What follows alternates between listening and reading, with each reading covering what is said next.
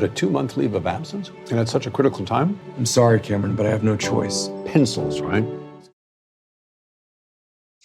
I'm Milling About with William Moseley, starring in Saving Paradise. Hey, William, where are you? Hi, I'm in London. I'm at my friend's flat in London. You look like you're in paradise a little bit. Maybe you can see a little bit of London in the background. He's got a very cool flat. It's up in like a high rise, so you can get a nice view of the city here. It is nice. So are you anywhere near the London Eye? I'm quite near Big Ben, actually. You can see Big Ben from his flat, so that's kind of cool. Yeah, it's a great place. I'm very fortunate that he lent it to me for the last couple of days. Oh, cool. So what are you up to in London these days? Well, actually, the director I just worked with, Shireen Nishat, she premiered her film, which I was in with Matt Dillon and Sheila Band, at the Venice Film Festival over the weekend. And so she was awarded last night this sort of Master Photographer's Award for her work as a photographer. And it sounds funny, but I knew she was a successful artist, but I hadn't really sort of gauged in my mind until I showed up at this sort of gala with all these, famous art people. And I was like, oh my God, you're really quite a star, So she'd invited me along and I came up for that last night. And then I had a few things to do today. Yeah, it's been great. So how far are you from actually where you grew up? I grew up in the Cotswolds, in a town called Stroud, which is very small. But it's an eco town. It's full of a lot of eco warriors and hippies, musicians and artists. And so I was very fortunate that I had a supportive system around me when I was growing up. When I said I wanted to be an actor, nobody was like, well, you're crazy. Everyone was like, oh, great. So that was nice. So is that like the countryside? Where you That's about an hour and a half out of London in the West Country. It's very pretty, lots of green hills, lots of small pubs and old houses. So yeah, I love it there. Every time I hear an English accent, I get a little homesick because I'm a quarter English and I've got relatives in Hertfordshire. Oh, it's beautiful. Yeah. So you're a quarter, so one of your grandparents are? Exactly, yeah. Right, okay, cool. On the that's nose. very cool. On the nose, I got it. Very cool. Yeah. So what do you think of my backdrop? Do you recognize it? I do. That looks like the pencil factory. That's very cool. Thank you so much for putting that up. I was really honored to be a part of what we now call Saving Paradise, but it was originally Penciltown. And it was a script that I felt I wanted to make because to me it embodied the American dream in both the positive and the negative. As a young guy who's kind of taught to, I don't want to use the word, he's almost like a vampiric character in the beginning, but he's definitely someone that, is told to forget his morals and to basically profit first, and capitalism rules supreme. And of course, he learns that's not right. But I wanted to make the film because I love the idea of the American dream myself, starting out with nothing and building a company and, helping people along the way and, making your mark in the world, and hard work gets you there. I like that concept. So when was the last time that you used a pencil? The last time I used a pencil, I feel like it was kind of recently because I was going through and annotating a script. So I, I'm like I said, I'm not very tech savvy. So to me, like using an iPad for my script just never really works. And so I always just print it out and I go old school and I highlight and I write little notes. So probably quite recently, actually. I love that you're old school. Not too many people your age are that way. So yeah. I don't think it's a good thing. I think I'm like way behind the times. It's okay. I'm very old school too. I don't even like emojis or memes or anything like that. I'm trying to get myself up to date. I've got good family members around me to push me a bit. And I'm watching this movie, and all of a sudden you're sitting in the diner, and it says Moseley Diner. I know. That was just by chance that they wrote that, and then and it had already been in the script, so they didn't change it, which is very cool. I was very grateful that they did that. Actually, on a TV show before on the Royals, they put Mr. and Mrs. Moseley in it, and the director, right, he just did that for a laugh. He just did that for fun. But my mum was a bit of a hippie, so when she saw that the parents, Mr. and Mrs. Moseley, were quite sort of, quite buttoned up people, quite conservative people, she's like, I'm nothing like that. I was like, Mum, it's just a TV show, chill. So you must have like wanted to take pictures with everybody in the diner to sort of, commemorate that this was your name. I did. That was very nice, actually, of the director. And I have to say, Jay Silverman really has an incredible heart. He's an incredible man. And we connected from the very beginning. He did a lot of things like that. And he invited me into his home, and he had me meet his family. And he did lots of, and my brother was there, and he took my brother in as well. And like there was a lot of just a lot of kindness from him, and a lot of positive energy, which was great. I mean, you'd think it'd be like that on every film, but I'm telling you, it's really not. Sometimes it's. I believe you, William. Yeah. It's not all that glamorous movie making. It's not. That's the funny thing. I think you have to love it. I think when sometimes people get into it for the wrong reasons. They're suddenly like, this isn't very glamorous. I thought this was going to be glamorous, and I was going to get this and this and this. I'm like, to be honest, you got to do it because you love it. You got to love it. It's a lot of highs and lows, and you got to love the industry. Absolutely. So your dad was a cinematographer. So I'm imagining that you actually grew up on sets. Is that so? Well, my dad, as he would call himself, is sort of a gun for hire. He's just sort of, they would offer him a job, the camera, and he'd go out and he'd shoot it, and he'd be running around, and he'd have it on his shoulder, and sometimes he'd do the news, sometimes he'd do a big commercial as a DP, sometimes he would make a little documentary, like an art movie for somebody, like in our area, it's a very artistic area, so he'd make art things for people. So really, I didn't go on set with him that much, because it wasn't really a for like a child, environment, but I listened to him a lot about films. For instance, I was just in Venice at the film festival, and I remember that my dad had told me about Don't Look Now, this classic Nicholas Roeg movie. And when I was walking through and I was looking at the light and I was feeling it out, I was like, oh yeah, I remember you talking about that. I remember you talking about this and this and this. And that's always cool, like when you've had a parent that's kind of like showing you movies and showing you things, and they kind of pop up in different places. So that's been good. And talk about serendipity. It turns out that your character in Narnia was named Peter. So that is very serendipitous. I know, it's very strange. And my middle name is Peter. My father's name is Peter. So that was very strange. Sometimes I look for those signs, actually. I know, I don't think, yeah. And I think actually sometimes it's the universe showing you that you're on the right path. I knew, for instance, with Land of Dreams, that it sounds really mental, but I had a feeling Land of Dreams was going to work out, because I knew that the lead actress had the same birthday as me.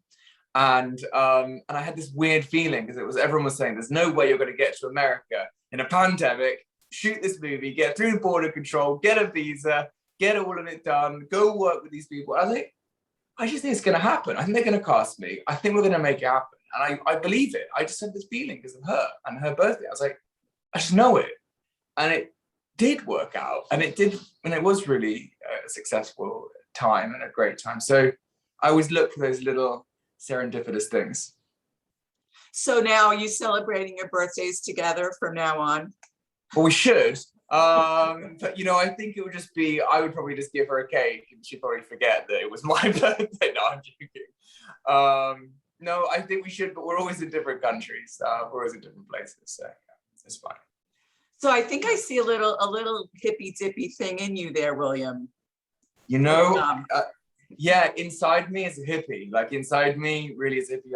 I grew up going to like music festivals, and my dad had an old VW camper van we used to drive around. I fell out of once because there was no seatbelts and the doors flew open. I had a kind of a mad childhood, like we had a lot of kind of mad adventures. A lot of my friends as well were the same. And, I want to install that into my kids as well, that you can kind of do anything you want. You know, you can be whoever you want to be. Like, there are no limits to your life. Nobody should ever tell you you can't be an artist. Nobody should ever tell you you can't live the dream, you know. And, you know, living the dream isn't always straightforward, but I want to install that in people around me as well. I want to encourage them like I've been encouraged.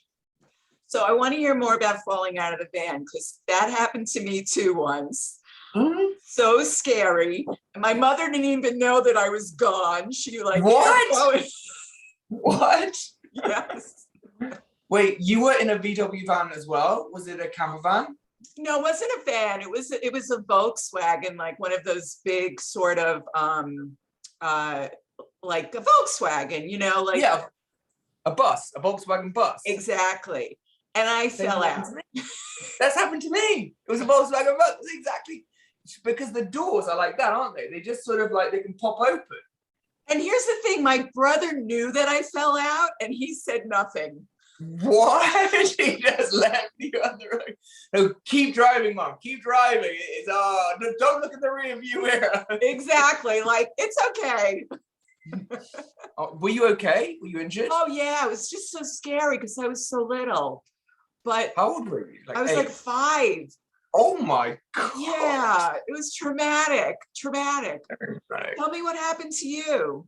Well, it's a very similar thing. I remember we were coming back from the seaside, and it was a Halloween thing or a party, and we would go around a corner at about 40 miles an hour. The doors flew open, and a bunch of things went out, and I went with them. So it was just one of those moments. I wasn't injured. I was okay. But yeah, no, like you said, it was traumatic, but it's sort of, well, at that point, having sort of a hippie upbringing, it was not really that surprising to me. It was just, I think, so bad. Yeah. Well, at least your mother stopped and she knew that you were missing, right? It was my dad driving, actually. I think my mum gave my dad an earful when we got home, but my dad didn't forget me. Like you're like, so were you still in the road? You were left in the road and nobody knew. So for how long were you in the road for? It seemed like a really long time, but it was, first of all, it was pouring rain. I couldn't see anything. The headlights were coming towards me. Oh my God. Oh my God, that is horrific. You're lucky you survived, actually. So my brother's not so happy I survived, I think. He's like, right, all the attention for me now that she's gone. Good. Oh my God, that's full on. So did you have hippie parents as well? I'm sorry? Were your parents hippies? Oh yeah, major. Yeah. Yeah. Really? Yeah. Very cool. We're like sons of different mothers, I think. We are kindred spirits. So did you grow up in a very eco way? Like, how was your childhood? I know you should be asking questions, but I know it always conversations I love. I grew up in Brooklyn, New York, so very sort of, hippy dippy, a lot of different types of friends, and it was the best childhood. Wow. Yeah.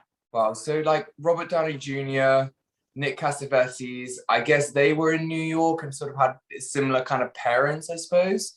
So there was a kind of a New York thing happening at that point. I suppose, I don't know if that's right, but that sort of seems how it is. New York was a bit of a melting pot of like kind of. You would love New York. Have you ever lived in New York? I've lived there for a little bit, but I never really knew any kind of like musicians or artists. So I was, I was just sort of like going around. I lived there. One of my 2 ex-girlfriends, the first one went to NYU and the second one went to Columbia. So I was in and out, but I was kind of surrounded by kind of quite academic people actually, which I like just as much as the hippie side of things. But I would like to meet some New York hippies at some point. I'll introduce you next time you come. That would be great. That would be great. So now we're getting to the part of the show. This is like a new segment and it's so much fun. It's called the IMDB Debunker Opportunity. Okay. So I'm going to tell you what it says on IMDB and you tell me if it's true or false and then the real story. Okay. Okay. You were struck by lightning. true story. I was struck by lightning in a take. Can you believe that? On action, I was hit by lightning. Literally, this is the scar, actually. I know I can show you the scar on camera, but...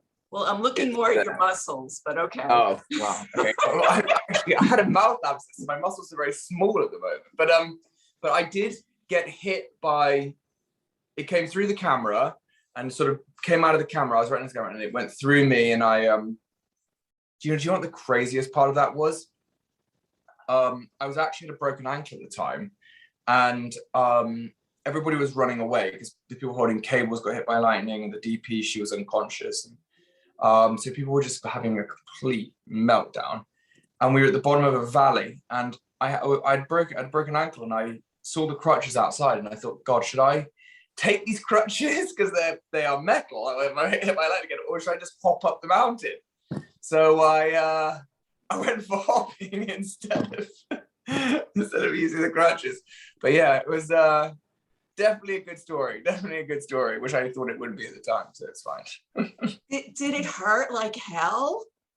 I felt my heart stop. So definitely did hurt. Yeah, and I was very unwell for about a week and a half afterwards. I couldn't get out of bed, and I basically my whole system was shot through.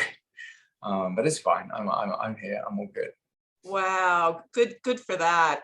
And then the other one, you auditioned for the role of Harry Potter, yeah? That is not true. Oh, okay. They were doing castings with a lot of people. I mean, they literally went through England up and down with like a fine tooth comb, and I think they put out anybody who might have been the right age. And I went for one audition, and I don't think it was for Harry Potter. I think for the Harry Potter movies it was for, but I don't think it was for the part of Harry. I don't think so. I never had to do any scenes. I never had to meet the director. I never had to do anything like that. I was just like one of like probably a million people that they looked at. So yeah, that one isn't true. But yeah, good check. Thanks for debunking that one. So what do you want to do for the next upcoming 10 years in your life, would you say? Do you have like that sort of plan? Or do you think that far ahead? That's a really nice question to ask because, I came to a bit of a crossroads in myself, and I was thinking that, because really I'm quite, because of being a bit of a hippie, I flow through life, I flow from one thing to the next, and I often don't plan things, but I started to think about making a plan. I started to think about like, what does it mean the next 10 years? I'm 34 now. What will I be when I'm 44 or 54? Like it doesn't seem abstract anymore. And I just thought, well, I've done a lot of work, and really what I want to do is films and things that I'm proud of, and I'm fully aware that it's better to work than to sit at home. I'll always take a job over just sitting at home. Like, what do you do today? Well, you go to the gym and then you come home and then you maybe send a self-tape for an audition and then you meet up with a friend or something. Like, that's fine, but I'd rather be working. I'd rather be doing what I love, and I love acting, and I enjoy it, and it's fun, and like I like getting into character, I like learning lines, and I like being on set with everybody and doing it as a team. But if I got to choose how my life was gonna be, I would make projects that I'm proud of. I'd make, art films, and I would make big studio blockbusters, as well. And as long as they've got meaning to them, as long as there's something fun or entertaining or something that does something for people, something that does something for me. My job in the world is an entertainer,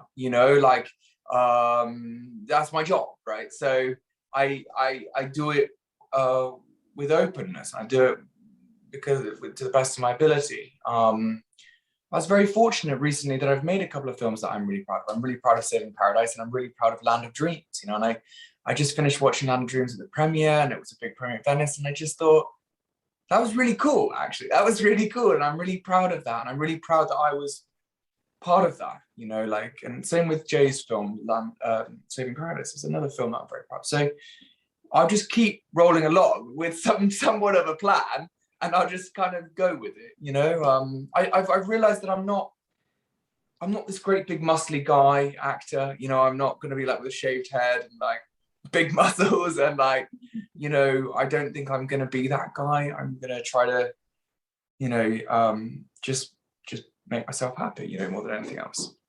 Well, I think you're my new favorite person. That's really the most truthful answer I can give you. I adore you. You're the best. Oh boy, this was so much fun. Thank you so much. And I just wanted to say, like, I know you interviewed Michael Pitt recently. I did. He's I love one him. of my favorite actors. What an incredible person. Like, you know, that is such an incredible actor to have on your show. And someone I've looked up to, and I know you've interviewed a lot of amazing, brilliant people. So, you know, congratulations to you. And I'm going to be tuning into your podcast from now on. Oh, I love you. Thank you. And I'm going to continue watching your movies, and I want you to come visit me in New York. We'll be besties moving forward. We're going to be besties. We're going to be besties. We'll start a drum circle in New York. That'd be great. All right. Well, I'm going to let you go. Thank you so much. Thank you, Robin. Thank you. Take care of yourself. You too. Bye. Charlie put this together. It contains hundreds of ideas.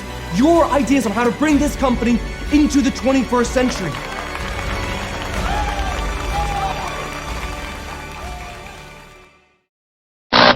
Always news. Always refreshing. Always candid. Always milling about. Robin Milling delivers what celebrities are saying to you.